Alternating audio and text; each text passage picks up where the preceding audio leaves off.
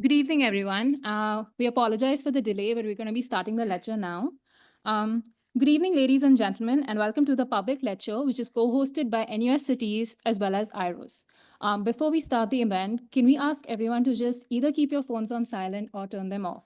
Thank you so much for that.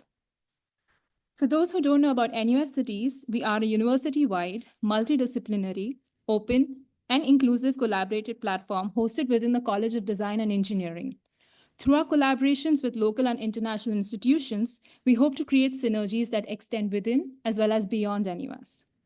For those who don't know about IRIS, it's a premier think tank on real estate and urban studies, which aims to be a global thought leader and a trusted source of expertise for decision makers in the public and private sectors.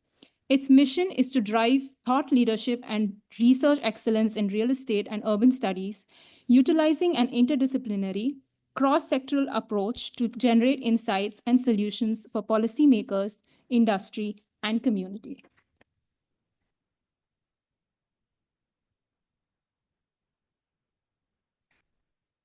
I would now like to introduce our speaker for the evening, Ms. Chingyu Yao. As the Director General of the Secretariat of New Taipei City Government, Ms. Yao leverages her experience as a seasoned diplomat to infuse innovative strategies into local governance. She pioneered Taiwan's SDG localization by launching New Taipei City's Voluntary Local Review in 2019 and was invited by the UN Habitat to present her initiative at the World Urban Forum in 2020. She has propelled the city onto the global stage by hosting and participating in events and forums, establishing exchanges with 154 cities across 79 countries, and fostering collaboration with over 3,000 international partners. Having grown up in Taitung, a rural town in Taiwan, Ms. Yao is a passionate advocate for SDG and ESG. She is highly recognized for her public service over 2 decades in the government, innovation by championing diversity, equity, and inclusion in both the workplace and the society.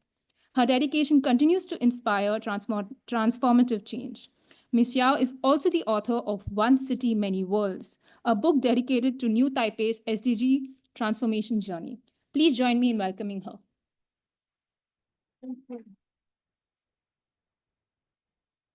Thank you so much. I don't know who wrote that bio. That doesn't sound like me at all. But here I am. So good evening, everyone. I heard that there's also a Zoom online, so there are many more people joining from online. Too bad to those people who are online, you are missing. We have about 1,000 people gathering in the U Hall that you are not in this big party. So it's really a great pleasure and honor to be invited as an academic visitor by NUS Cities and College of Design and Engineering.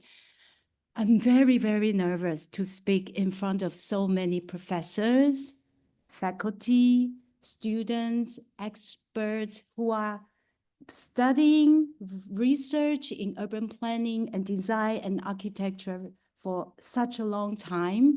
But I'm also very glad to know that this is a public lecture, right?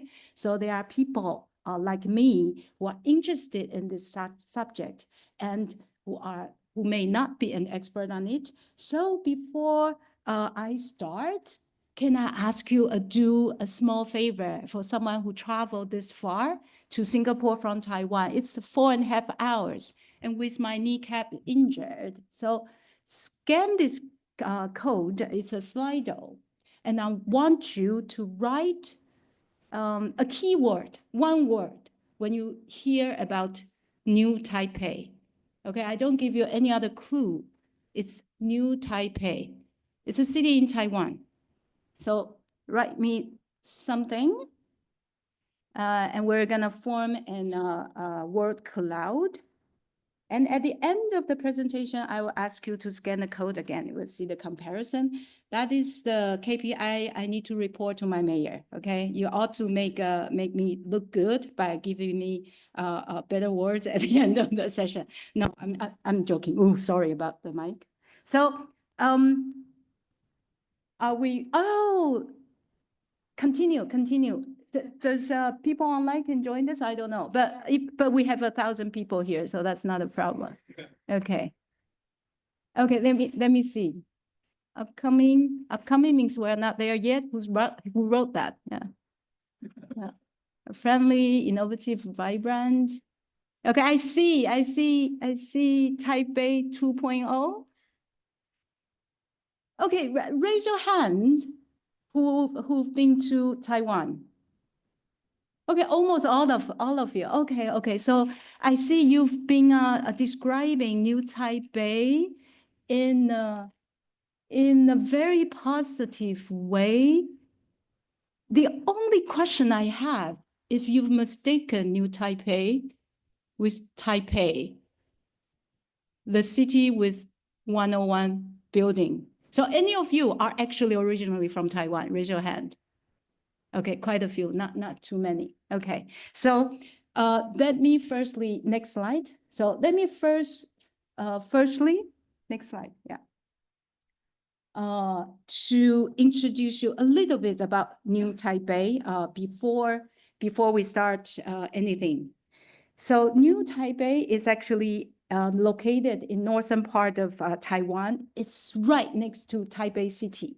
So where you see this grayish shaded area with a white spot in it, the white spot is Taipei City, the capital of Taiwan, with the tall building, Taipei 101. And the shady gray area is New Taipei City. So New Taipei is actually the largest city in Taiwan with more 4 million population. And it has 1,000 villages. It has 22 universities, 340 elementary and high schools.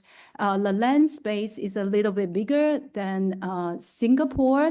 And it's home to more than 300,000 companies, including Google, ASML, Foxconn. So if you are using a mobile phone, some part of it definitely is made in my city, New Taipei. Next slide. So just give you a little comparison for those people who may know New Taipei or who may not know New Taipei. Again, I hope after this slide, you know a little bit about New Taipei and the comparison to Singapore.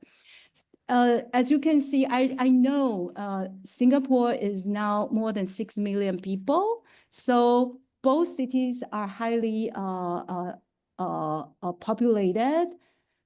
And you can see that the annual budget is Singapore is much, much higher. Of course, it's because it's a state and we're a city. So this is just a graph to tell you the differences between New Taipei and Singapore. And next slide.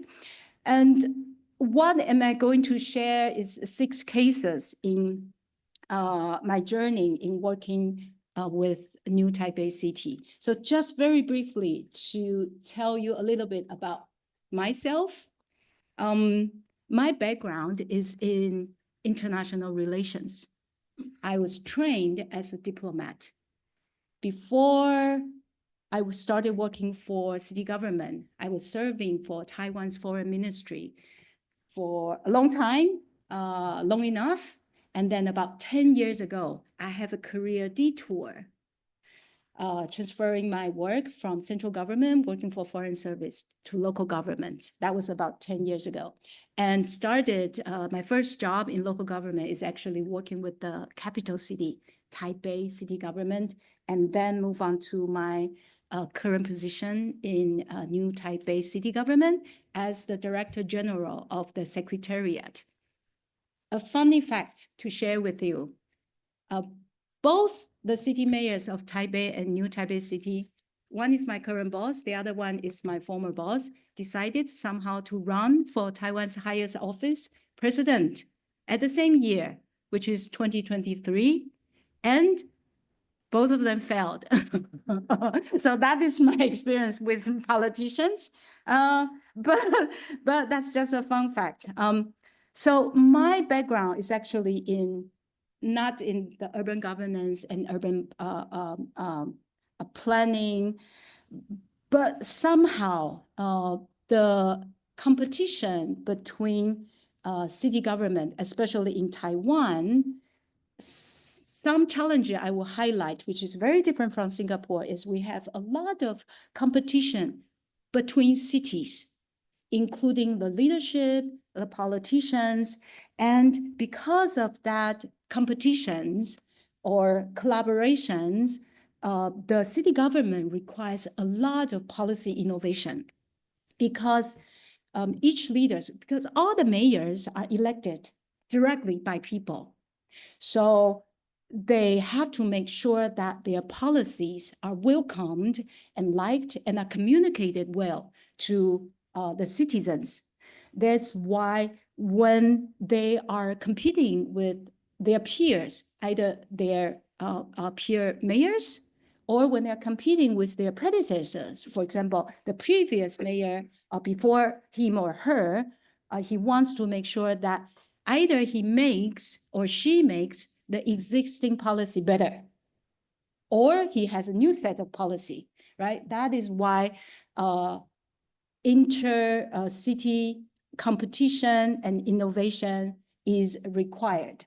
And I want to share with you as my title, if you are coming here because of the title, why do I think that transforming the world can start from a city? Because that's where I believe on the journey of sustainability, if we put sustainability and design at the core of our policy, we can do a lot of policy innovation. And my evidence is the past 6 years where I serve the city government. And from my different perspective of a traditional urban planner and practitioner, I actually see a lot of innovation that is driven by sustainability and is communicated and participated well enough with a lot of design elements. So these are the 6 case studies. If I have time, I will go through all of them. But a quick overview is the VOR Common Lab, those on the timeline above are projects that are done by my department, Secretariat, which is one of the smallest marginalized department in city government with 4 million people. And those 3 projects are huge engineering-centric projects that are done with huge budgets. But somehow, this small, tiny project above and this huge engineering-centric infrastructure have a lot of innovation drivers in common. That's what I want to share with you. So next slide, let's start with something we started in 2019. So as I said that because mayor, my current mayor, he's currently now is his 2nd term. So in Taiwan, president and mayors have 4 years term, and they could serve up to 2 terms. So the longest they can serve is 8 years. So presidents and mayors are the same. My mayor is currently in his 2nd term. So for his 1st term, he decided in the 1st year, on the first 100 days, he wants something innovative. And he announced that he will introduce and he will promote United Nations sustainability, SDG sustainability goal, the 17 sustainability development goals to New Taipei, and he will issue the first ever our voluntary local review for New Taipei in 6 months. So he announced that within 3 months of his inauguration, and he wants the first VOR to be published in 9 months, which makes the 1st year. So I just assume all of you know what UN SDGs are. I believe so. But anyway, if you don't, Google it. So it's a set of UN goals, 17 of them, and it's run from 2015 to 2030. And my mayor started his term in 2018 in December. Okay, so this is his new policy, and that falls on the core task of the Secretariat. So what we do is we actually fast forward to today. we have been actively working to localize sustainability goals and has documented the progress and learnings in 2 published local voluntary reviews. So that is done. We also effectively integrated the UN SDG into the city governance and all blah, blah, blah. So it's really a great success. What I want to share with you is the story behind it and how we did it. Especially the VOR2, the second local voluntary review was published during COVID-19. So the story behind this, actually different departments of New Taipei City does not just jump automatically, immediately onto this SDG wagon. You know that. I don't know, any of you are working in big institutions, but if there is a new goal announced by your leader or your boss, what is the best strategy? Wait and see, right? Who wants to be the first? So that is the same situation. So each department and agency have their own goals. So one of the Secretariat's mission is to first persuade our own team to take SDG goals into account and to drive institutional change from within. So we need to persuade all 29 departments to develop a compelling narrative on the importance of aligning with 17 United Nations SDG goals. We also have to have a lot of cross-department and stakeholders communications. So as the first city in Taiwan and the 10th globally to launch this SDG VOR, we have set a significant landmark, and we also set ourselves as a role model. But the most important thing is how we make the VOR. Can you play the video?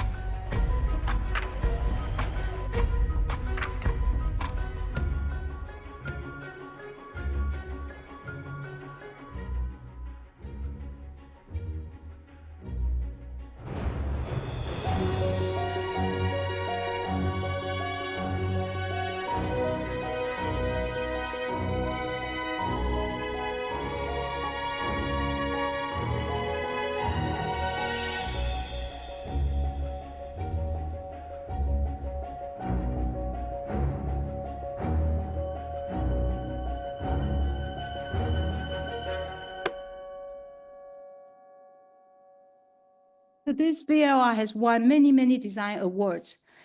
Design community has been very important when we are pushing, when we are innovating policy. Next slide. So part of the VOR, when we are doing this report, we are trying to showcase the best practice of each agency. But at the same time, if you can see the column above, we tell them that we are trying to produce this VOR in a way that encourages interagency collaboration by telling the stories that this is a great practice on certain goal, because there are 17 goals, but you are especially in synergy with certain goals. So that's the second column. And then, however, there are always trade-offs in certain projects. So secretariats, what we ask our department is that give us the best of what you can get. Then we will communicate with them by having a lot of interdepartmental meetings, not telling them they need to meet certain standards. No, we are telling them that you reviewing yourself from a different perspective. So going back again to the previous slide, 你帮我放上一张. So this kind of meetings, we are very happy that we actually started in the first year of Mayor's 8 years term. So starting from there, a lot of governmental agency started to see the design community, especially in circularity, are willing to work with government. So now comes the second case I will be sharing with you. We're starting to infuse design and sustainability in some of our renovation project, which means that this is the routine work that the government is performing already, right? It's a routine office renovation.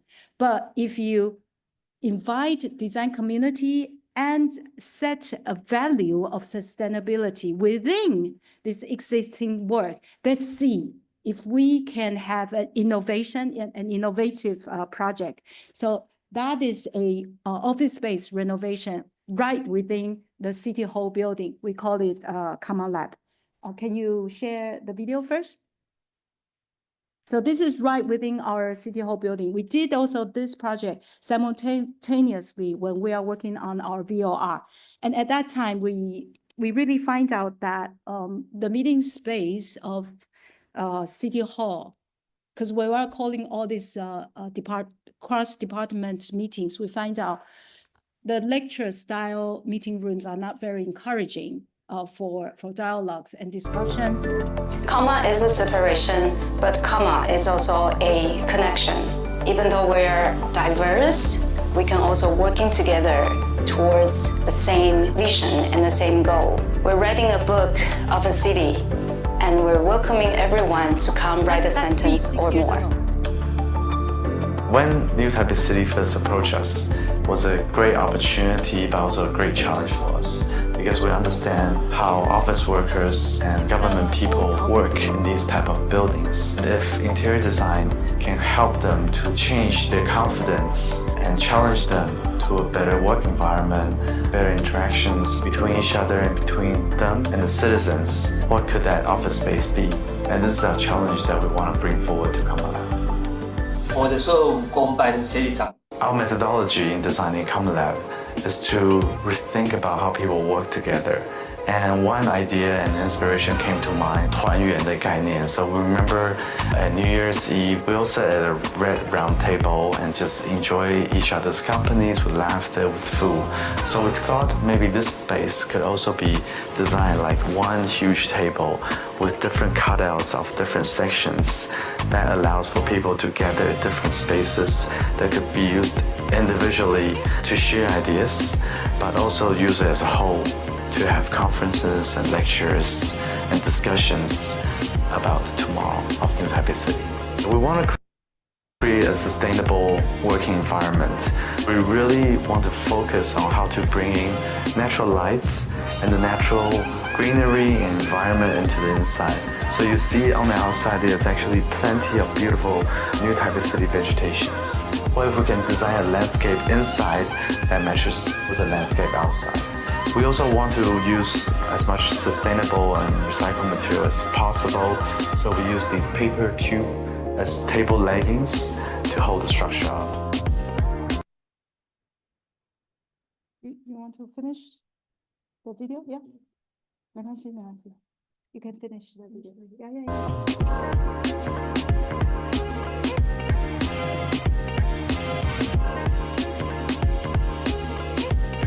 另外一个角度也是带领着大家去看这个世界，所以我希望这个地方扮演的也许是一个比较像眼睛。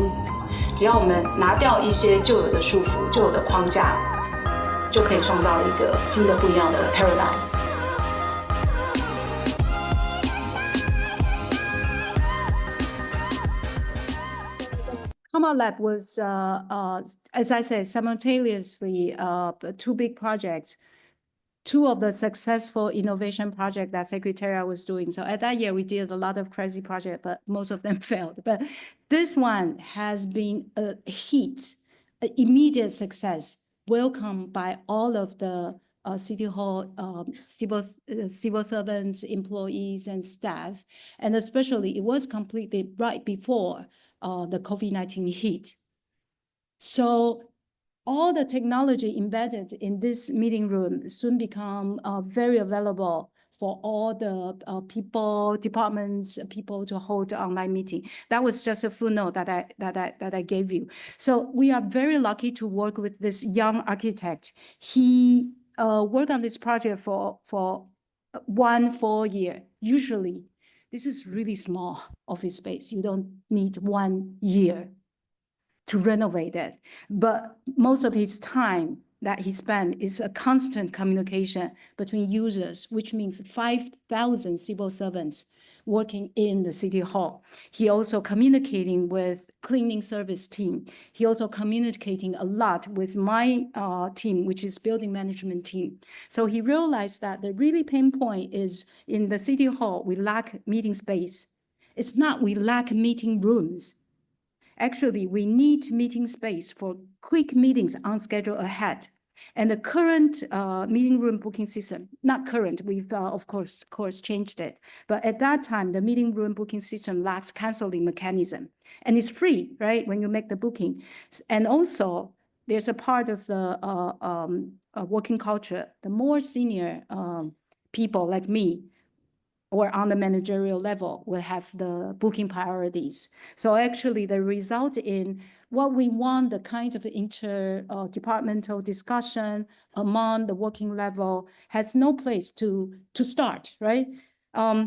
So the meeting space in Taipei City Government actually result in overbooking, but often underused. And so we breaks away from this traditional office design and somehow making sure that civil servants, the main users, they can customize the layout, the flow according to their needs. I think in a way, they also get to meet people that they are not meeting if there is no such a space exist. So we have a lot of events, creative events happening here. People start filming the TikTok video in this space. They have their small birthday celebration for their co-workers. And one of the moving stories that I didn't show you in a video because it was in Mandarin is that a very senior government official said that he actually uses this space for consultation when there are a lot of complexities in the cases. In a normal setting, in a normal office space, people are really hard to have conversation to the core problem. So he likes to use this space for very complex problem solving because it's very relaxing, people coming unguarded. So this is a very, very small office renovation project. It takes a long time. So if you taking a count of efficiency, this is not a good example, but a spillover effect is quite remarkable. And also we won a lot of design awards after that. So meeting, next case I will be sharing is also something that done by my own team, which is the building management team.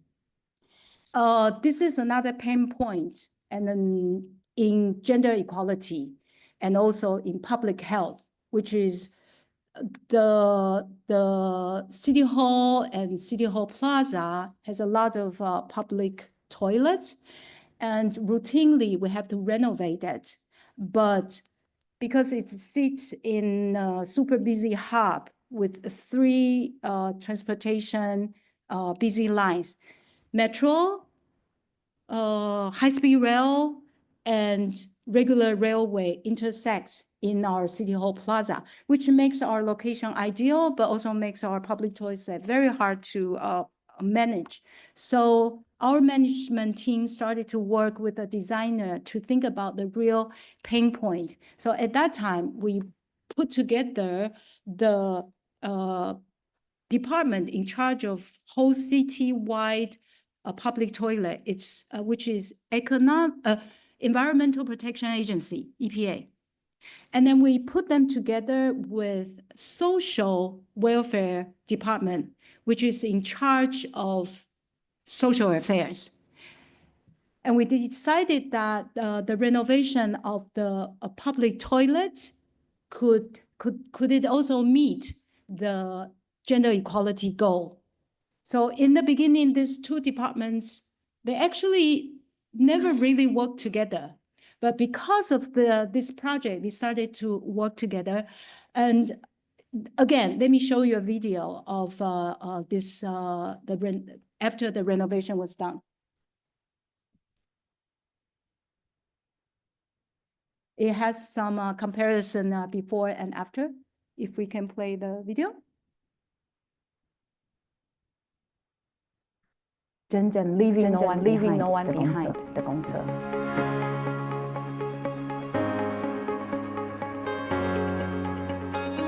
We did a lot of video. This is 在一个人来人往大的都会里面，我们有注意到市民在使用厕所的时候有一些痛点。那我们也看到在使用上比较不友善的地方。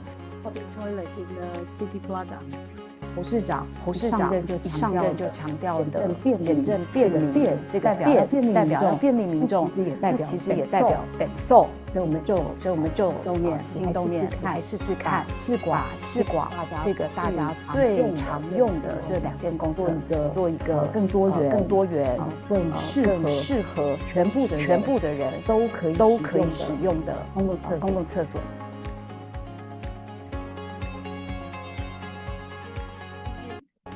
原本的厕所是一侧男厕一侧女厕，当我们把它打通了，它变成一个长条形之后呢，中间我们希望能够让大家在洗手的地方能够创造一个半弧形的这个洗手台，搭配灯光，让整体的氛围是一个干净明亮，然后感觉安心的一个如厕空间。这是第1台可以多元取物的智慧机台方案。大概差不多在10秒钟之内，你就可以取出你想要的生理用品。然后我们的机台有一个很可爱的名字叫见红就发。我觉得我们想要提供给大家的一个心态就是，看到红色不一定就是代表丢脸或是不好意思。我们想要提倡的事情是，你今天看到了你的月经来，代表你的身体的周期又是一个周而复始、万象更新。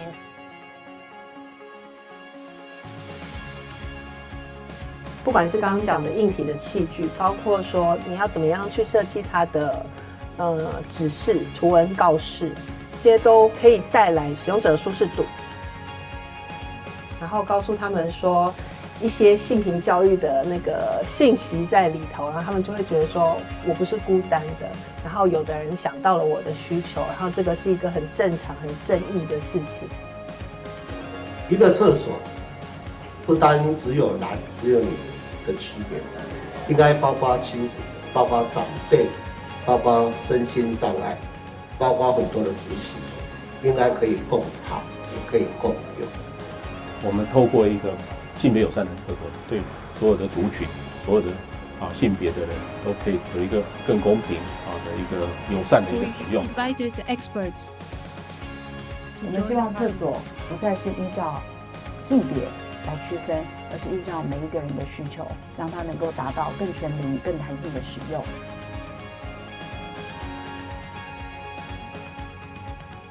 So the significance of this all-gender restroom is we realize that you can actually innovate existing policy. You can actually turn routine renovation job, infrastructure project into something that with meaning and impact.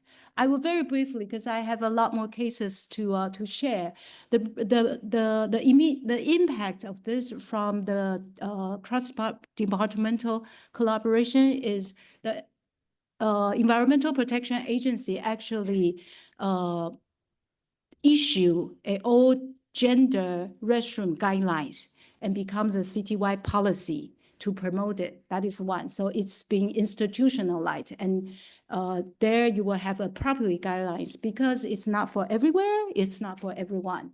It has to be based on the community needs. So that's one thing. We're very happy that since we're pioneering the first one, but the Environmental Protection Agency actually taking over and making sure this is a citywide policy. And two is the impact is we actually turned the city plaza because of this all-gender restaurant into a gender equality hub.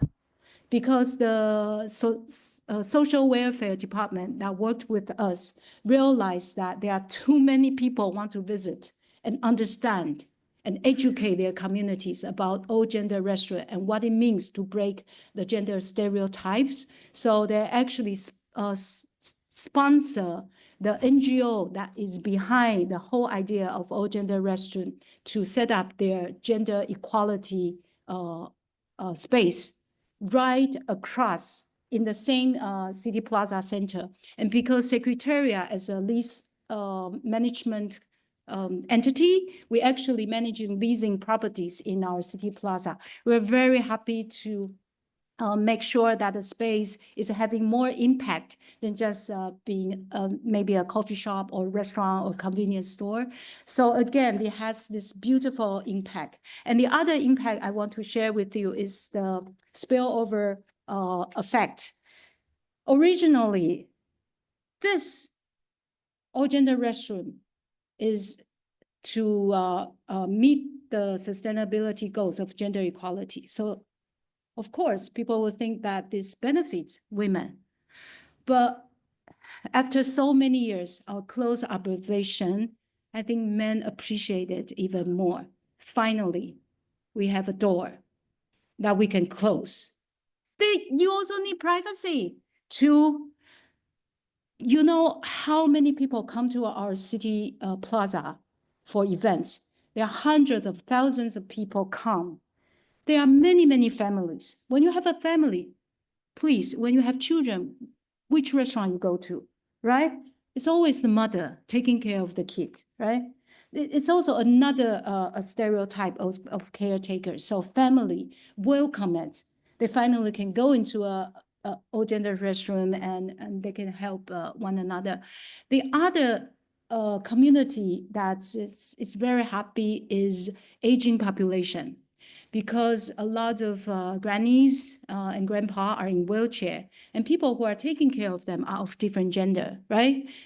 Which restroom they are going, because usually they can only go to the disabled restroom, but it's very exclusive and all that. But now they can have a better facility, and that translates into more citizens could come to our events with more ease and more welcoming. So I think that's the spillover effect. When you are working for one vulnerable group or one group in particular in mind, which is in minority, usually I think the impact spillover is it benefits everyone. And because of this infrastructure project, we were able to show many departments that you can create something new out of your routine job. So that's from Secretariat. So, but next one, I'll move on to many, many more infrastructure that involve bigger projects and that brought much more impact. But before I start the next few projects, maybe I'll take another 10, 15 minutes. Any questions on this part so far? I expected none. Okay, very good. So let me continue with case 4. Okay, so case 4 is Safe School Alley. Again, the background, the challenges we have is narrow sidewalk, safety concern, accessibility issue. But you know what? The real question is, the real problem is that around the school area, there are 3 departments and agencies working on transportation. One is transportation department, right? They set up the rule, they draw the lines, they set up the traffic lights, they control it. That's one agency. The other one is, of course, education department, right? They are in charge of schools. And the other one, do you know who's building road in New Taipei? It's construction, public works department.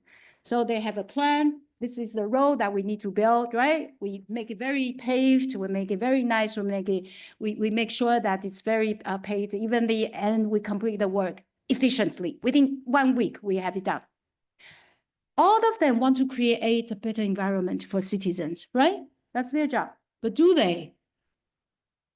around the school alleys, we discover that parents don't have a place to park, and the traffic lights are not set in the right place, and that resulting the real reason why parents have to take children to school. Do you think they want to? No, because it's not safe.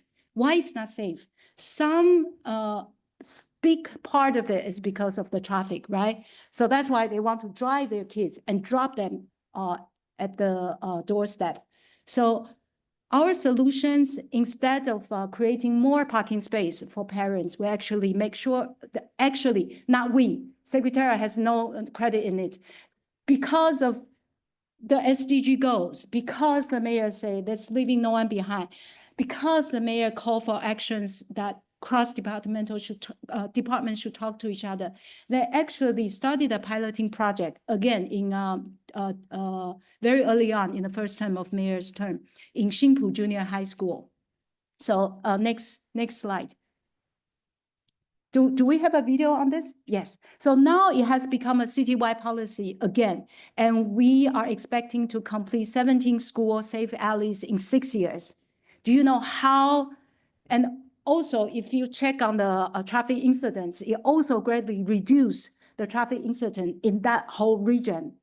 And do we spend any extra budget? No. We just coordinate this all three agencies talk together and putting citizens, human-centric in mind when they are working on this project and coordinate it with each other. Can you play the video? Yes. It's in Chinese, so bear with me, but I will try to explain. So first you will see the 就是都是电书。我是现场的工地主任，我在现场负责是现场进度的管控、人员的管控、施作情形的管控。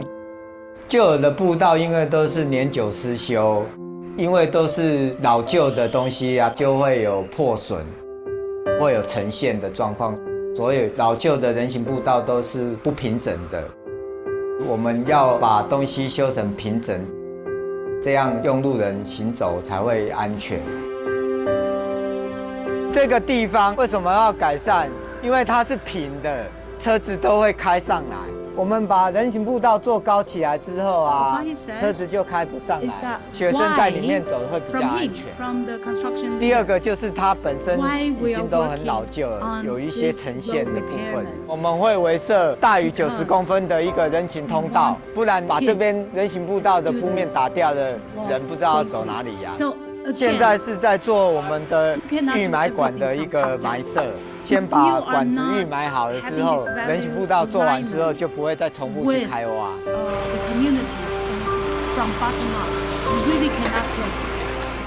水泥刀要倒好之后，爬平之后啊，后面会跟着一个人做抹平的一个动作。这一个人的功夫就是我们的灵魂，他用搪瓷磨得越平，我们砖就会排得越平。Building a road, is building a safe environment. So in this 其实学校上面的工程也很多。如果是说校外再有工程的话，在校园安全的部分，我们看怎么样大家一起来为孩子的安全做把关，这是第一个。除了基本的设计以外，考虑到一些行穿那个动线。那尤其是这个学生的，有些小学生更是我们要优先的考量了，所以我们会整交通局、警察局还有各单位的，针对整个动线，包括它的一些号志灯或者行穿线的设计，这个东西必须要从面的部分整个去考量。路桥这部分我们也会去配合一个做个拆除，那整个的景观去做一个更好的一个背景这样子。我们一般拆除桥梁是因为旧有的路桥，其实它的实用性都没有那么高了。一般路桥只有在学校周边才会有，行人一般都是会直接走行穿线。只要有路桥的地方，人行道大概都是中断无法通行。所以在拆除完之后，我们整个环境视野比较空旷，那行人动线这个空间都比较友善。我们人行道最主要就是在做老旧人行道更新，那同步会把人行道拓宽，把设施带区隔出来。设施带区隔出来有很多作用，我们可以把汽车还有机车的停车格，把它们全部都整合到汽车弯还有机车弯。那这样人行道做好之后，就不会有一些违规停车停放在人行道的动线上面。所以对未来新人还有儿童的通学环境，都是会比较友善。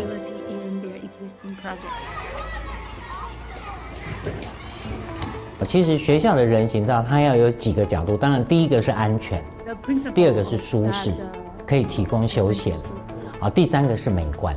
这一次的人行道的整体的规划是蛮符合我们学校的样貌跟整体的实用性。那其实在这个过程刚好遇到学校的校庆，养工处也特地为了校庆在做很多的施工阶段的调整，对整个的学校和社区来讲都是蛮贴心的一个经验啊。它就是变很平，赶时间的话，你走快一点，也就是不会踢到它，也不会去跌倒。停车格变多，然后爸妈带小孩上下学比较好停车。侯市长上任之后啊，对于幸福家庭跟宜居城市这件事情，其实都是建构在安居乐业的新北市的整个环境之下。如何把学童上学的一个安全，从家里到学校的通学环境做好，这件事情是除了要把交通的大动脉做好以外，这就是城市微血管要做的一件事情。希望让新北市在未来成为行人友善环境的一个城市，这就是我们的愿景跟目标。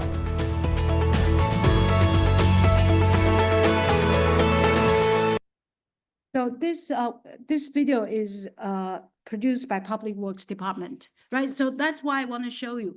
It's a very engineering-centric department, but when they are doing the work, even when they are doing this promotional video, you already can see that they are eager to tell you why they are doing this and why they are presenting all these different stakeholders to the community. So the spillover effects, of course, from this Xingpu Junior High School, which is the Xingpu Junior High and nearby Xingpu Elementary Schools, the spillover effect is the whole neighborhood, like parents with baby strollers are all benefiting. So it has become very successful case, and that's why we're able to quickly promote this kind of project into more areas. So that's good. That's the fourth case. So we'll move on to the next case. This one is a 2 billion NT dollars. I don't know how much is 2 billion NT dollars in Singapore dollars, but anyway, it's a lot of money. So this Wenzai Jun area, I also showed this project to Professor Koo when he visited New Taipei during Christmas just last month. So the challenges is, I think the collaboration is mainly again between mainly with two departments, urban and rural development department, which is our urban planning department, and land administration departments. So let me tell you how complicated this case is. This area covers 400 hectares at one of the most, let's say, more poor income regions in New Taipei.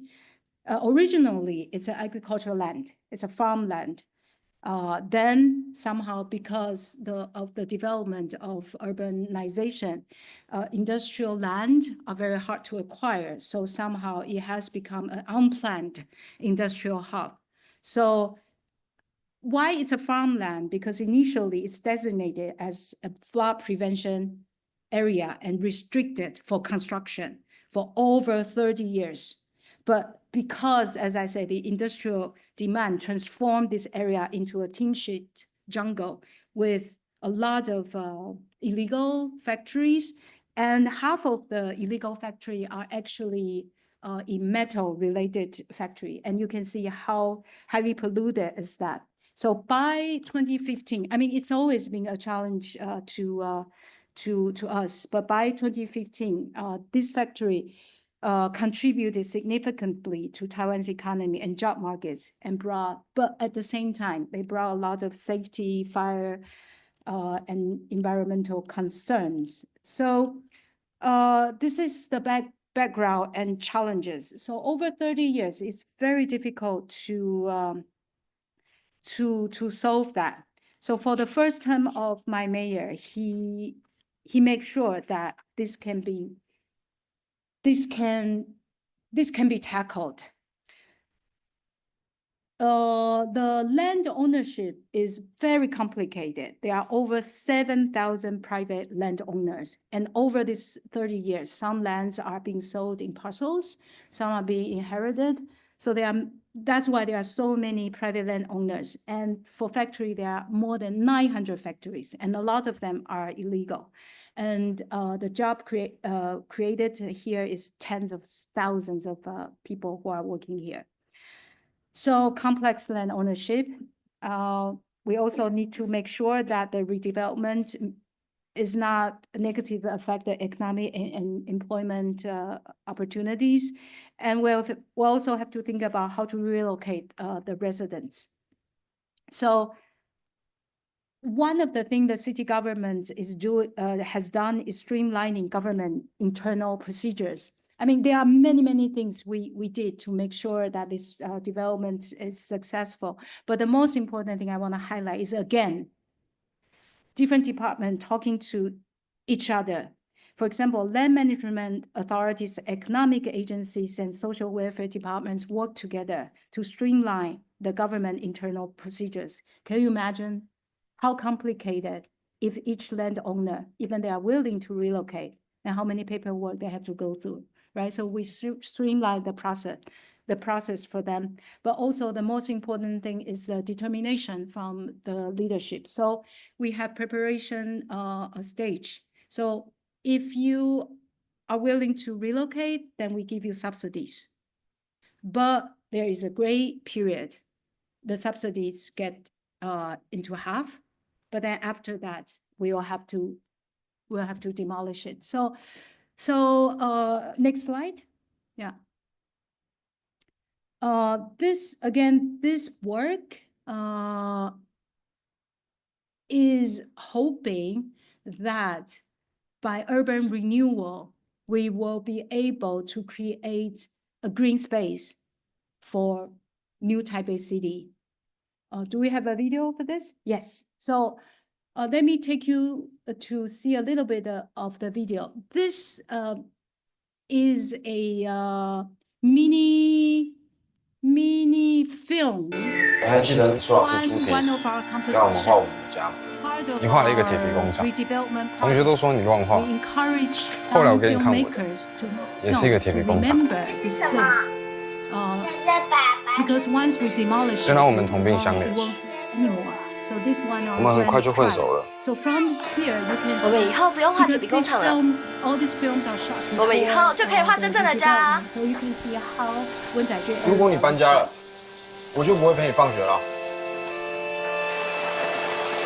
那时候国中放学，你一个人走黑漆漆的巷子会怕，每天都要我陪你一起回家。然后有一天，不知道哪里冒出来的野狗。有一天。We have to make sure they can afford it. So there's a lot of 不会一起写功课，不会一起吃西瓜。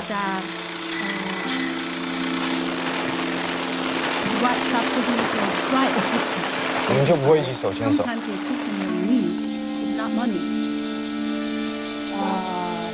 一边看一下有没有漏掉的啦。对。So a lot of families are actually living inside the factories. So this is actually how they look like. It's a factory, but it's also someone's home. 吃饱饭，东西放。与明天中间，昨天都是眷恋，明天却有梦想。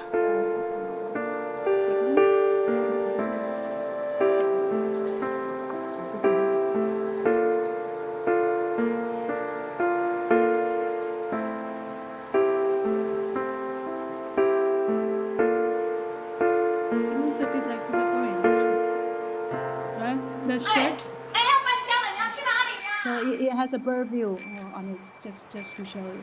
This whole area, 400 hectares.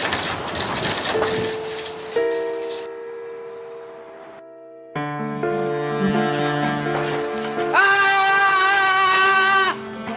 I think you get a sense of that. Okay, you get a sense of that. So the revitalized Wenzaijun area is expected to materialize in 2026. And we envision it as a diverse urban environment. It will integrate with residential, commercial, recreational, and cultural elements. For example, on our master plan, you provide a livable waterfront. Remember, originally it was restricted for construction because of it has to channel the flooding. So it will be a livable waterfront environment for approximately 90,000 residents, and it will also serve as a focal point for our future growth. And inside it will have, your question, industrial land. It was 400 acres. Now we only have 4 hectares as industrial land, but we'll vertical it. So many of because one of the question is the metal-related factory inside of it are no longer competitive enough. So what it may be a sunset industry. So in order to continue these illegalities, if you provide them with different employment opportunities, right, then the factory could actually being not repurposed, but to work on other expertise that it may not otherwise know. So you just have to match, they have the skills. It is illegal now, but what are the legal factories that they can go work with? And we will serve also 40 hectares as commercial land. We will create 8 schools and 38 public parks in it, including some public housing. I think we'll have 4,000 public housing. So this master plan is to give back the area to not just people who use it illegally, right? Because this area is serving the whole region. So we just correct what was wrong before. It was not well managed. It was not well governed. That is why it became a Qingshi jungle. But if we manage well, this land is returned not just to Wenzaijun, this area, but it's returned to the whole city. So that's our future vision, and we're still working on it. So it's a big project. And next, also my last case sharing is New Taipei Metropolitan Park. This, I don't think we have time for a video, but anyway, again, Water Resource Department, which is one of the most important department in New Taipei, because we have 122 coastal kilometers. Flooding is one of the biggest hazards and risk that we have to manage: water catchment, water quality, flooding. So this park was on the waterway for channeling flooding, but the research told us that the city floods only 20 days a year. So out of 365 days, there are 340 days this waterway is not used. But the chief agency that is in charge of this waterway is Water Resource Department. I think they have actively engaged with another department, which is Urban Planning Department. So Urban Planning Department is the one who is putting restrictions on facilitation of the riverbank, right? And Water Resource Department is the one following these restrictions, so they don't develop these floodings. But after discussion, they realize the restriction is on this flood zone. You cannot have permanent infrastructure. But which means if you look at this regulation, if you have infrastructure that is mobile during flooding, you can actually remove it and not affect channeling the flooding. Can we show more pictures of this? You can actually use this space, right? That is why the Water Resource Department actively started to thinking, how do we utilize this green space? Because 20 years ago, in New Taipei City, we still have a lot of green space when real estate prices is not so high. But over the past 20 years, people are seeking more and more green spaces. So that is why the Water Resource Department started to seek places to build a bike path or parks. But they never thought about using this flooding channel. So their priority is still safety first. But then they work with the designers. They also use their genius engineering talents. So they turn the banks into a super long meters high slides for kids. They repainted it. They also use different materials, and it has become the most popular playgrounds of New Taipei City and citizens. Next slide. And a lot of activity events are hosted here. And at the same time, we also make citizens more accessible to our waterfront and not affecting the flooding control. And this is a billion-dollar renovation. But the beauty of it is that when you are working on, again, an infrastructure project, but if you have a set of value alignment with other departments, it actually helps you communicate with each other. Apart from your job description of your department, or we say in Taiwan, KPI, you also have a set of higher values that are guiding you so that you can actually have overlapping interest with other departments. And then that is why we have innovation. The innovation is not we have a brand new technology or we have suddenly a new resource to use. No, it's the same people, it's the same department, it's the same work that they have to do. But because the alignment of the values and interests and because they talk to each other, the innovation starts. And who are the beneficiary? It's the citizen. And who are the ultimate beneficiary? It's the mayor, right? So the elected government official. But I also have to say that the city government staff and civil servants have to work extremely hard to do this. Next slide. So our next step, and after that, I will leave the podium open to accept questions. The next step for us is, I think practitioners should talk more with researchers. We should share more of our data. We should share with university and researchers more with our challenges, solutions, and our practice. Because we realize when we are discussing all these impacts, sometimes we lack of compelling indicators, numbers, and measurements to make sure that the engineering or hardware or infrastructure departments could also put that into account, right? So this is one of our partners is also sitting here from MIT Media Lab, City Science Lab. We're working with each other to put neighboring cities, voluntary local reviews on SDG progress together, analyze using AI to understand that why they are missing data.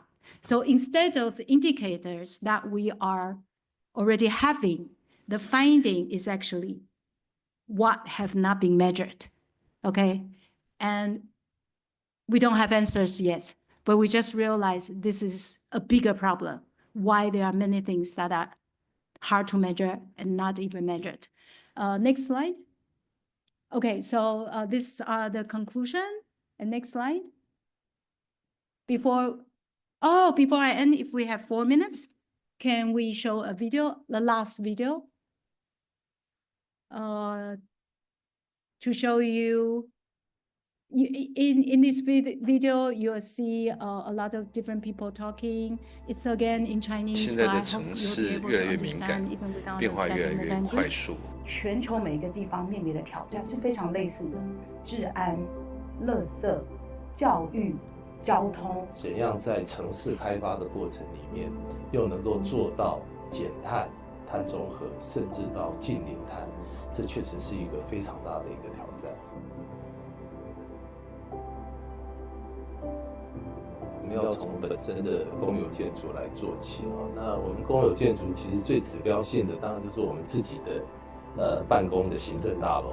在规划新建的时候，就要考量到未来可能50-60年，你要使用这个公有建筑做有效的智慧化的一个管理，让减碳的效率跟效能能够更好。所以在过程里面，我们以使用需求为导向，特别把各个服务单位以及民众的需求纳在整个建筑量体在发展的阶段，透过这个数位双生以及 AI 的效能，让整个建筑物形成它自己可以随着它的使用周期，透过大数据的累积跟最佳化的演算，让整个建筑物它形成有了自己思考以及大脑的功能。其实我们最重要的就是告诉大家，每天这个城市在做的所有的事情都跟 SDG 息息相关。只要你有这样的理念跟想法，都是可以朝永续的方向去实践，而且是不分大小。所以我们从小地方做起，从一开始我们做节能减碳到智慧的一个节能化，我们就把 Common Lab 变成一个多功能的使用，成为一个大家真正能够聚在一起，透过使用这个空间，对永续这件事情有更深刻的感受。因为推动永续目标，所以让我们思考到，在做每一个空间的维护跟改造的时候，都要注意到 leaving no one behind。在这个性平厕所上面，它是一个很多人会使用而且同时使用的空间，因此我们需要考虑到的就不会只是单一族群如何使用这个空间。市政府在出租店铺的这个时候，因为有了永续，有了性平这样子理念的结合，让它成为一个性平的基地。地下室 U Ground 的一个改造的过程中，我们也纳入了低碳还有循环经济的一个设计理念，那希望市民在使用这个空间的同时，能够传达我们对于永续营运的一个理念。永续对我来说是做一件事情之前就开始已经去思考，从开始创造或选用到它最后活动结束之后，这个东西是不是有机会可以被循环的利用？永续的逻辑一定是当你心中最宝贝的那件事情。我有一双我自己喜欢的筷子或者餐具在身上，是我喜欢的时候，我使用它的次数自然就比起我用环保的来得多。我觉得这才是我自己心中认为的这个永续状态。未来的城市绝对是一个共生的，而且是共创的城市。每一个公务人员只要有这样的想法，有这样的理念，然后把他原本做的事情结合这样的理念去做，就会产生令人意想不到万亿的效益。人要有行为上的改变，才会更永续。人因城市而居，城市因行动而永续。新北市的多样性是我们最珍贵的资产，也让我们在永续发展的路上更具韧性与包容力。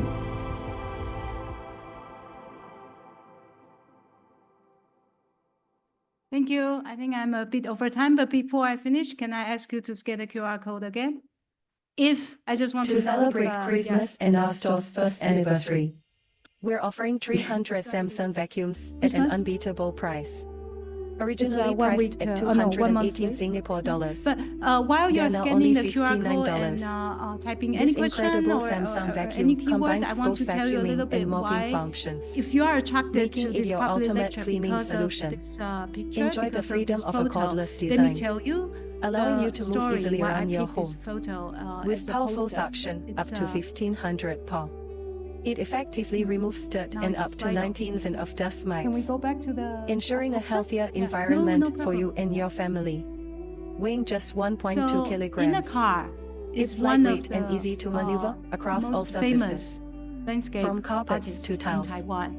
Its large capacity battery offers up to half a month of cleaning time on a single charge. And the detachable 500 ml water tank makes maintenance a breeze. And because of this, it operates quietly at just 30 decibels. This is a project done by minimizing noise disruption in your home. Because of this project, for a worry-free purchase, farmers we provide a lifetime warranty and a 7-day no questions asked return policy. Sales of their flowers, if you are not satisfied during the trial period, we'll give you a full refund. To come into this the offer rural is area, limited to just 300 units and work with the communities. So act fast. So join us now and experience efficient, 3 years effortless ago, cleaning like this never year, before. To celebrate Don't miss Chinese out on this New Year, special we offer. actually Grab yours invited today the before they flower run farmers out. and also the designer to decorate our City Hall building. So I'm just telling you that the story will be evolving if you involve the right person and continuing expanding the right network, then innovation can continue. Okay, so show me the cloud, the word cloud, if we can. Okay, okay, coming up. Innovative, yes, inclusive, sustainable. I love it. Thank you so much. I go a little bit over time, but thank you.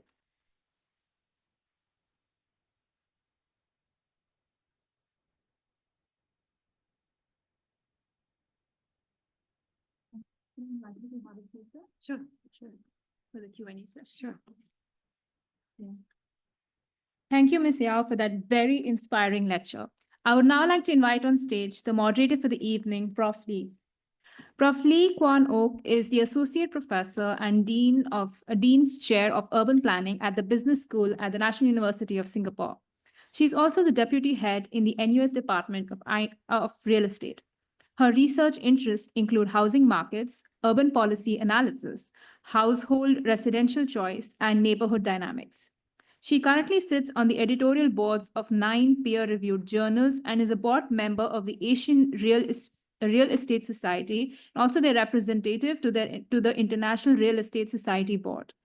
She has also served as an academic expert and commentator for international organizations and government bodies, including the Asian Development Bank, the World Bank, the Office of Policy Development and Research for the US Department of Housing and Urban Development, and the Ministry of Land, Infrastructure, and Transport for South Korea.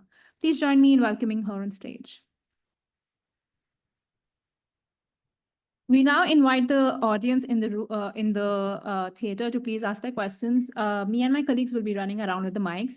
We also invite the 200 people on Zoom to also raise their questions. Prof. Lee will be going through your questions and raising them to Ms. Yao. Yeah.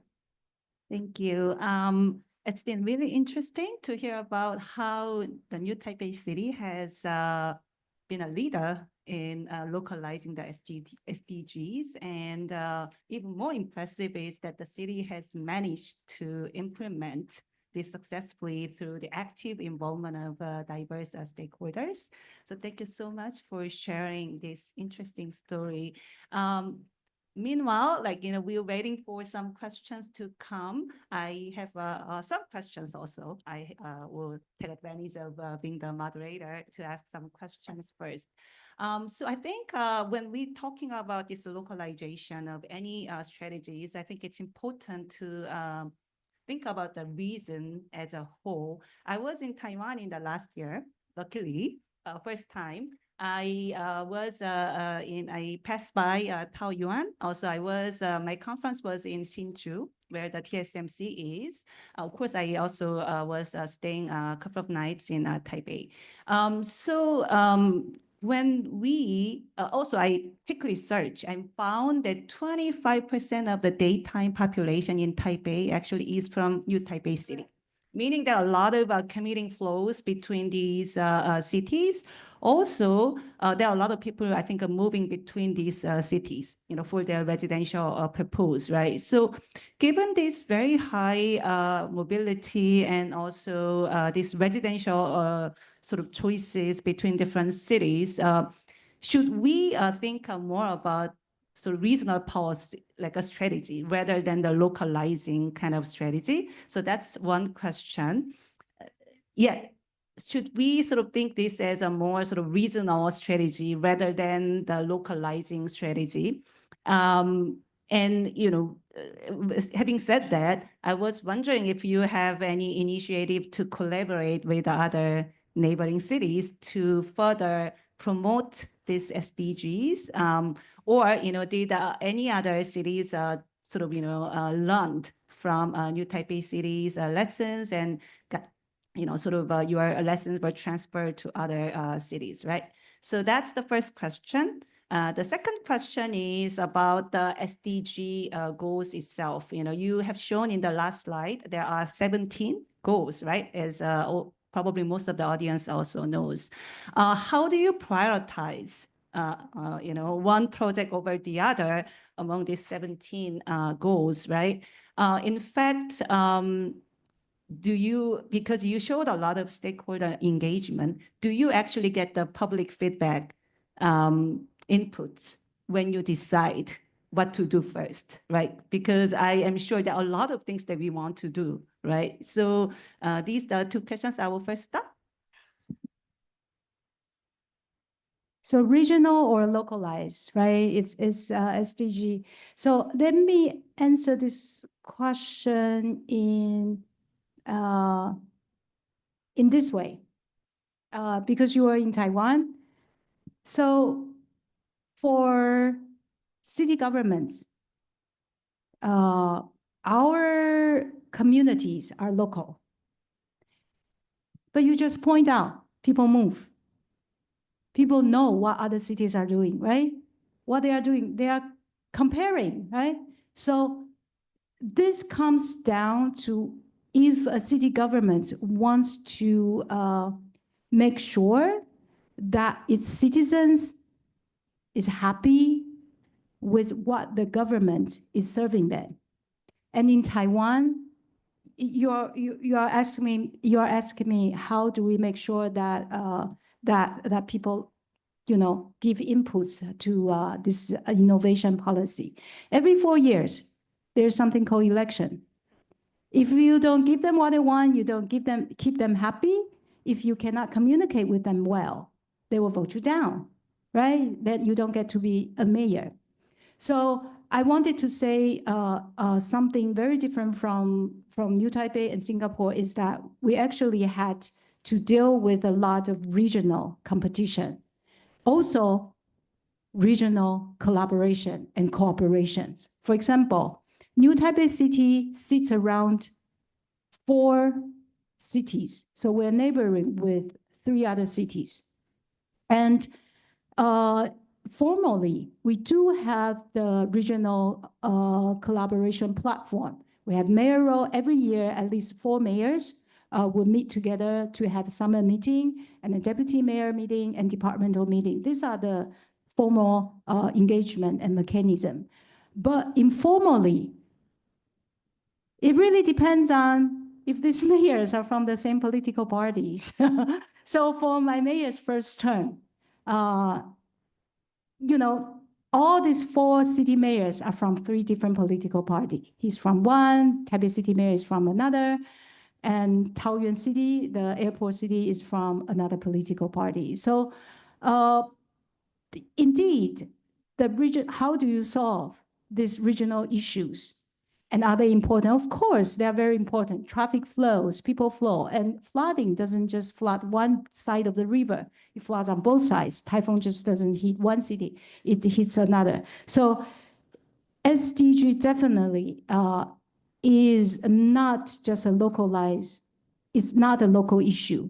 It's something that we have to introduce and translate this global agenda into something that local communities really need and what they want.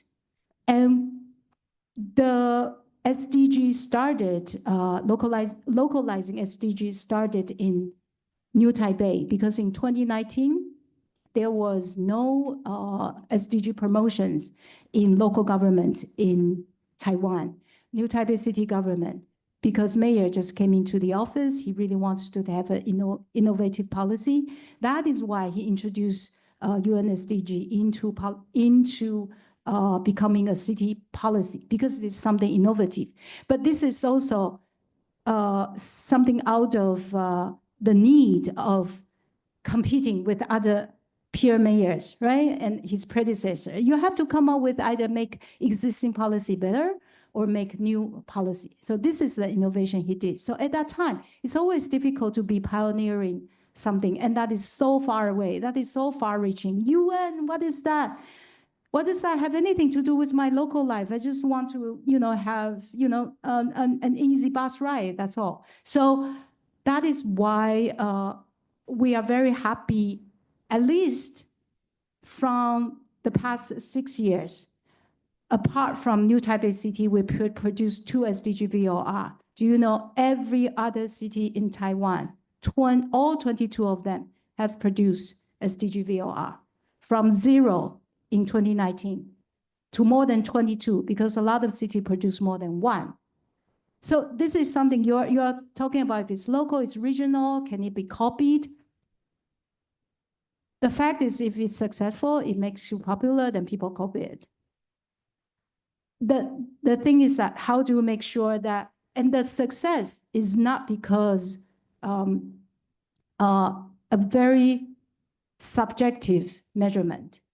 Success also means how people view this as a success rather than a quantitative term. So again, the regional localization of SDG, I would take it as just another policy communication subject, right? How do you communicate, and how do you introduce something new to people's life?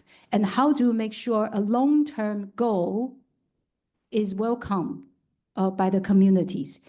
Most of the communities really need immediate, fast solution to a lot of their problems. So when you're introducing something that is for long term, that is also difficult. But I just wanted to say we're happy to see that SDG has somehow become incorporated into every other city's policy. And the impact, I would say, is positive.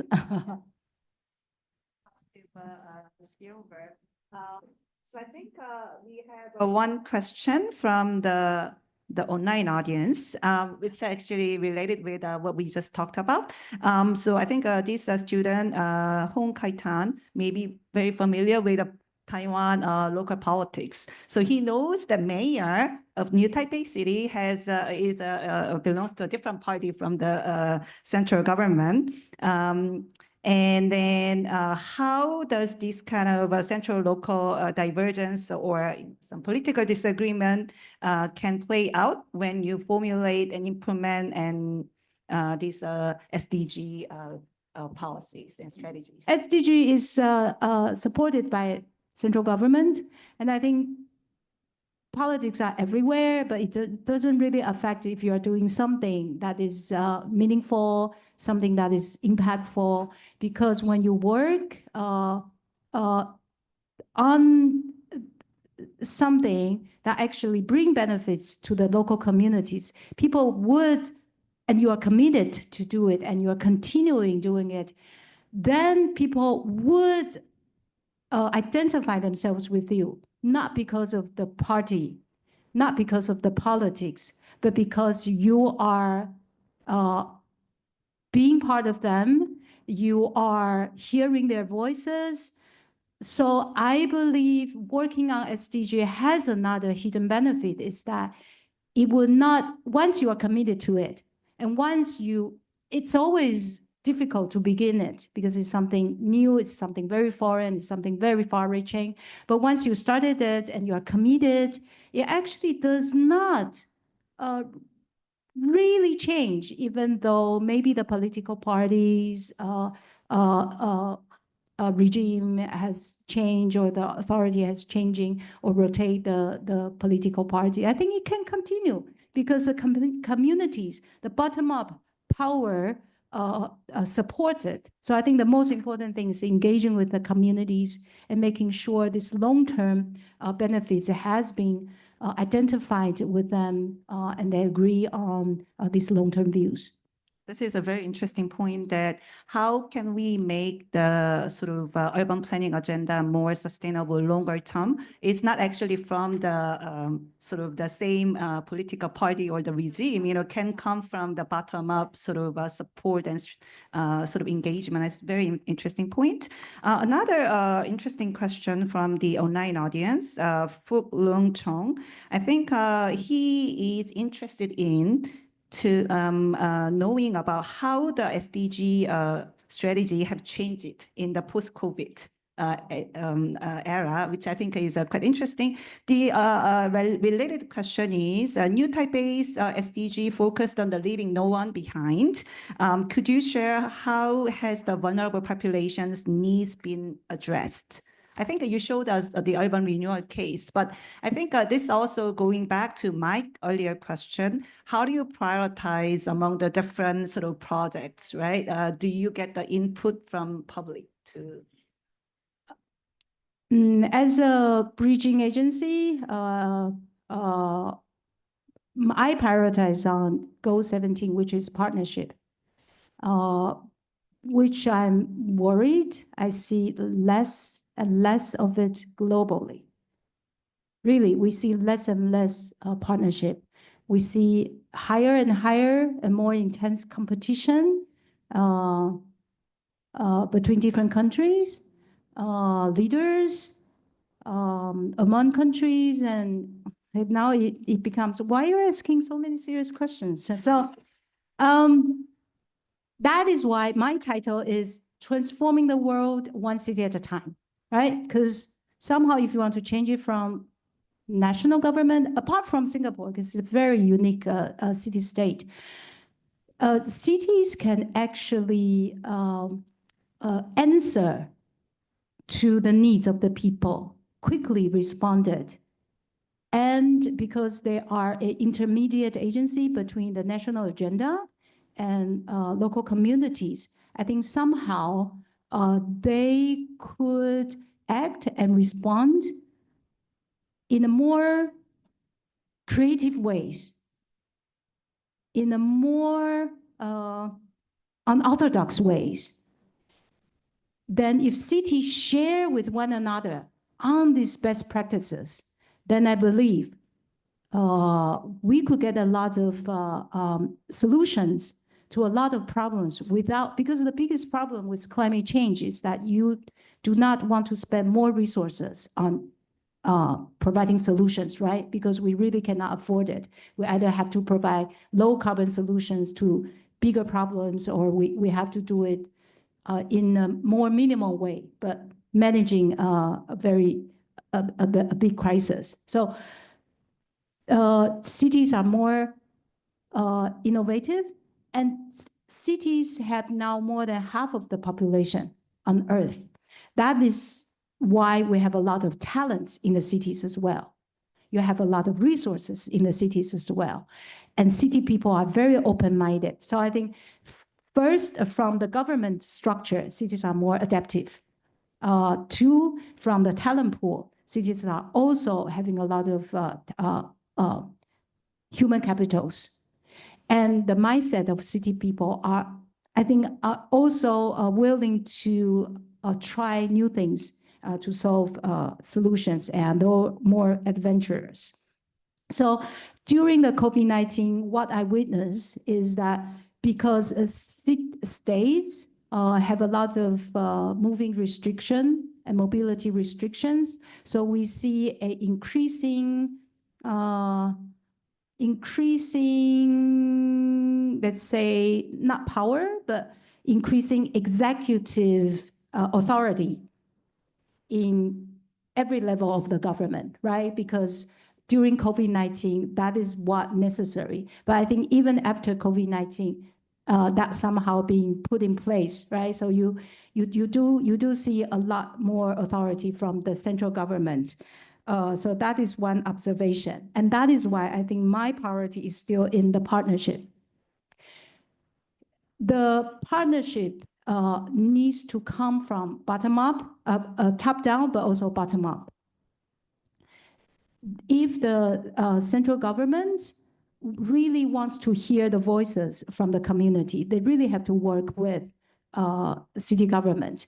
And if city government can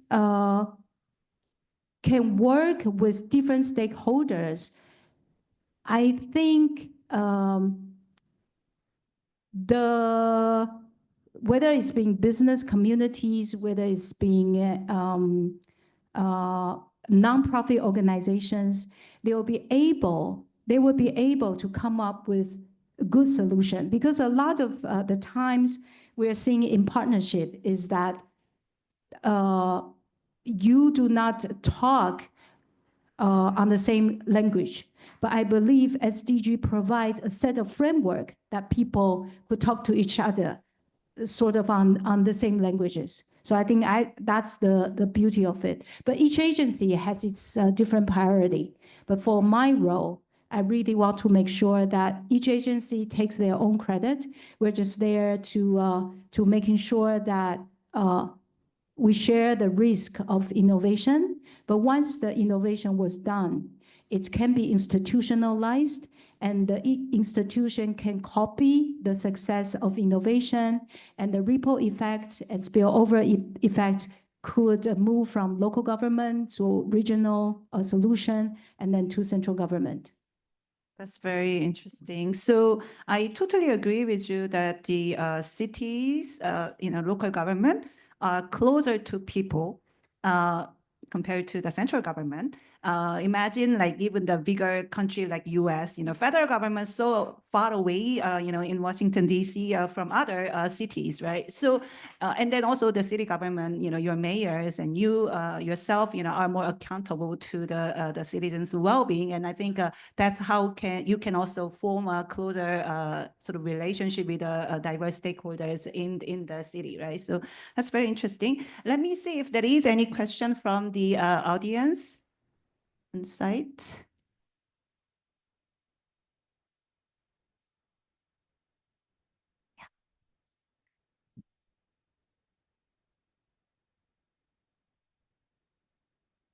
Hi, Miss Yao. Thank you for your lecture. My name is Daryl. So I just wanted to ask, because I guess one thing that struck me is that some of the projects are executed quite fast. That is actually mainly because the mayor is aligned with the interest of like trying to run all these projects. So I was wondering if let's say your mayor wasn't your mayor and it was like someone that didn't support all these projects that you want to bring about for the community, what would you have done differently? And how could we convince people that who don't support certain things that we want to do? How do you go about convincing them that just to start this? Because like you said, if it's successful, people want to copy it. But when you're the first one to start it, how do you convince the stakeholders?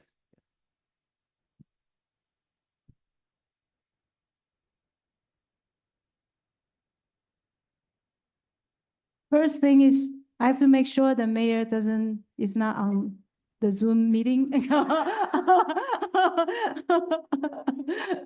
If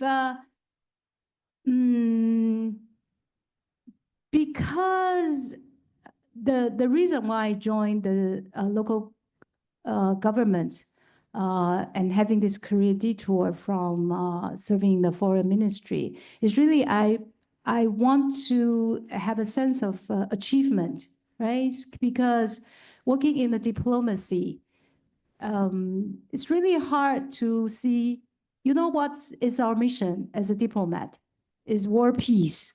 You really get frustrated. How do you get war peace? I've worked in foreign ministry for 15 years and didn't see any progress on that. I see less and less of it. No, but I think if he is not interested in partnership with global agenda on sustainability, I think I would try to work with him on some other values that I believe that is important to him as well as to me. Actually, SDG is not the only is not the only way that you can make all this project happen. No, no. These kinds of innovation and project happen in a lot of cities around the world. It's in Southeast Asia, it's in Singapore, it's in around the world. But we don't know what other people are practicing, what are the best practices. We don't know how they do it. You really have to make sure that the good practices can be shared. Then the most important thing is people who are doing the good work are being supported and encouraged, not just materially, but also they are being recognized. We think technology can really help us to promote a better set of values, better practices. It can be in New Taipei City, but through the collaboration with MIT Media Lab, City Science Lab, we can connect our practices with other cities. We can compare with one another collaboratively. And with working with NUS, you are all of you from some cities, right? You can always bring relevance to these projects to where you are from. And everyone, I think transforming the world is much easier when you have an organized, when you have an institution. So I think changing the world from one person is very difficult. But if you want to change the work with city government is very likely, because we have resources, we have the institutions, we have the people, we have the mandates, we have the law enforcement. And when you can start changing, let's just say 10% of the cities, you already changed 10% of the population, or even 20%, because cities are more concentrated, cities are more populated, I mean. So I really want to encourage one, city practitioner work with research institute. Two, research institutes work with practitioners. Put two of them together and share them continuously. And then if you meet a leader who are seeking changes, let me tell you, every leader is welcoming new ideas. Then you prepare yourself ready. You have a set of ideas. Try which one gets him interested or get her interested. And then mobilize a few people around you to start it, pioneering a very small project. It doesn't matter if it's just a public toilet. It doesn't matter if it's just an office space, but always ready. Then the opportunity will come to you. Then use technology well, promote them, make sure videos, encouraging these people, bring good practices. So you know the rest. Yeah. Then you can change the world, hopefully for the better. Yeah. Thank you so much. I think absolutely right that you do not have to do this only under SDG framework, but it's helpful to have a certain sort of a well-known sort of framework to promote the ideas. But you also, in the beginning, you said, why would a lay citizen in New Taipei City care about the UN SDG? It's so far away from me, I do not know anything about UN, right? So how did you really educate sort of your citizens? Also, did the public awareness on this SDG sort of be enhanced over time? Right. We work with design community from the very beginning. Sustainability and design are at the core when we're innovating policies. Why designers can help is because when they talk to different stakeholders, let me tell you, when governments are talking to stakeholders, let's say we talk to citizens, they actually give you what they want, maybe not what they need, right? They give you a Christmas list, like this is what I want, or blah, blah, blah, blah, right? But is that really what the pain points of the communities? Yes and no, but you have to engage dialogue with them.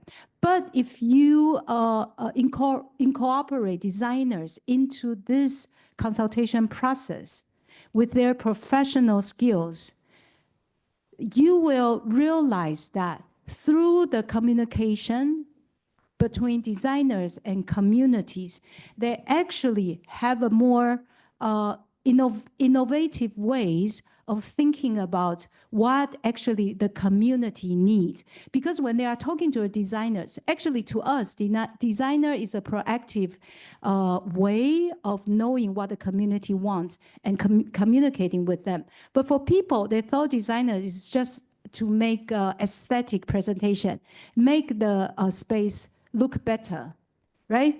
But actually the designers community we work with are people who actually have a set of value with circularity in mind and sustainability in mind. So when they talk to these communities, they actually analyze their pain points. And because they are well-trained, just like architects, they know where the problems are, right? By talking to people. Just like the architects work with me on Common Lab, the office renovation.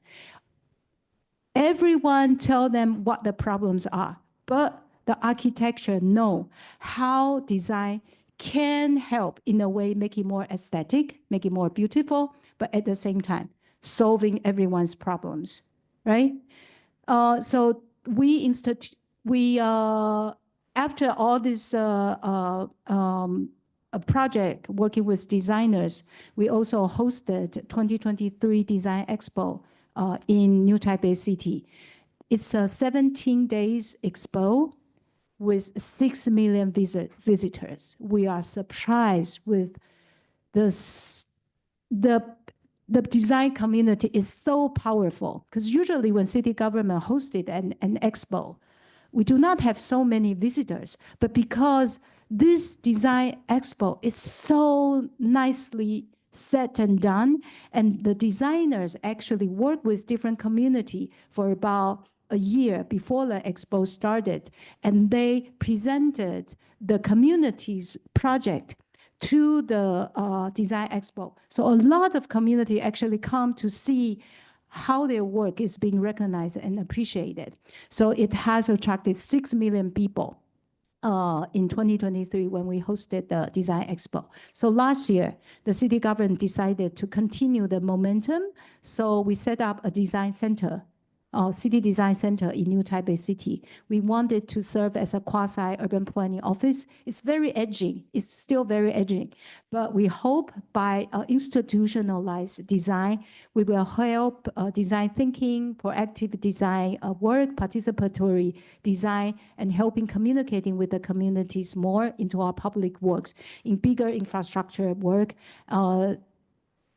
So that's the process. So designers, finding the right designer, architect with their professional skills, you actually can communicate with the communities better, yeah, and producing better results. Interesting. I think there is one question from the audience. Hi. So thanks, Miss Yeo, for the nice sharing. I think I also learned a lot about how to look at things in most perspectives as well, right? So I'm from Goodwill. I'm Jiaxuan, and one question I would like to ask or consult is more like in terms of startup businesses out there that are maybe working towards certain SDG goals as well. Like for example, on our case, we wanted to work on the SDG goal on no poverty. Yeah, so I just wanted to hear from your perspective, how can like businesses or companies work closer with government in these kind of scenarios, and how do what are some of the criteria that fulfill those goals, and how to clinch those deals, to put it that way? Yeah. The right answer is that please come to our youth department and our economic development agency for startup consultation, and please set up your office in New Taipei City. But that's not what I'm going to answer. The world is a mess. Okay, the world is a mess, and for no poverty, which is goal 1, for SDG, I think it's something that you really have to fight to achieving that goal. So first of all, congratulations on choosing the most difficult, because poverty is not the reason. Poverty is a result. It comes from many, many,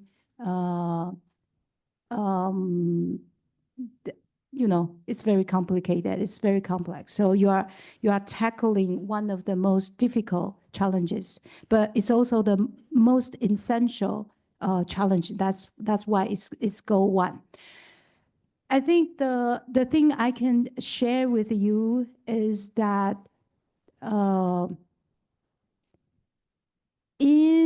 when you are starting up something and when you're trying to achieve certain goals, always remember, if I can share one of the slides, that there is always a trade-off in achieving these goals. And how do you make sure that when you are achieving these goals, the communities that are having the trade-offs, how do you respond to them? Just having that in mind, which means that when you are providing solutions, if you think about inclusivity, if you think about diversity, it's usually very abstract. It's very abstract because as a startup, I believe you have limited funding, right? And you also are trying something very new, right? And how do you persuade, I don't know, your clients or persuade your funders on something you can really achieve? I believe that your solution is probably somehow is not tried in other places, right? Right? So one of the questions I think as a founder or as a client, I will ask you is that how do you prove that your solution is the best, right? So if you can think about more inclusively, somehow I believe for startup, because for the startups that I see in New Taipei City, I know a lot of them are very focusing on one goal. A lot of them are providing aging care to certain communities. A lot of them are trying to solve certain problems, very focusing, very, very focusing. It is very good. But at the same time, you will see in the startup team, they usually have only one type of person. I don't know how, I mean, it's not to all startup, but when you are talking about no poverty, I'm really worried that you only have one set of talents, for example, people who care very much about community in needs, or you only have engineers in your team. Try to make sure that the startup team can be, I mean, with very limited funding, try to be more inclusive. For example, if you only have engineer, because that is a big part of startup communities in New Taipei, we also sponsor and subsidize and encourage a lot of startups, companies. We give them a lot of guidelines, with a lot of resources. I'm not an expert on startup, but I really have to say, a lot of them are really, really only one type of people, either people who are very charitable, either people who are engineers, or either people they are uncertain talents, and because they have no experience, they work with people that they know, and then when they are providing solutions, it's actually not very functional, right? Because it's somehow coming out of one type of people, and they want to solve one type of question. That's why the first answer I give you, the world is a mess. So when you are trying to solve no poverty in a mess, and you are having one type of talent and focusing on one issue, I feel the startup can fail. But I think if you are being more inclusive, you would succeed gaining your experience more quickly, and you will come to a maturity faster, because I think startup setup is, I mean, the high percentage of startup cannot continue after 3 or 5 years. But through the process, I think the most important thing is you can gain a lot of experience for your next company, for your next idea, for your next startup. That at least that's how it works in New Taipei. Make your team more inclusive. Make your thinking, make your solution more diverse, rather than just really focusing on one. But that's my personal take, because I don't know, maybe you have unlimited funding, so go ahead. One more question from there? Maybe one last? Yeah, this could be the last question. I have a question. How to make a practical plan when you have some controversial topics? For example, when you want to build a sustainable energy, and the Germany phased out the coal plant, the nuclear power plant before, and the living cost skyrocket. Yes. And clean energy is always good, but how to balance the need to economical development and long-term sustainable goal, and how to balance how to invest the limited funding for give to the most priority goals, this kind of things. Actually, one related question also from the online audience is, what is the source of funding, especially from the central government? So if you do more top-down sort of policy, then do you have a limited funding? Then bottom-up sort of just like I think economic development is quite important. It goes in parallel with sustainable development.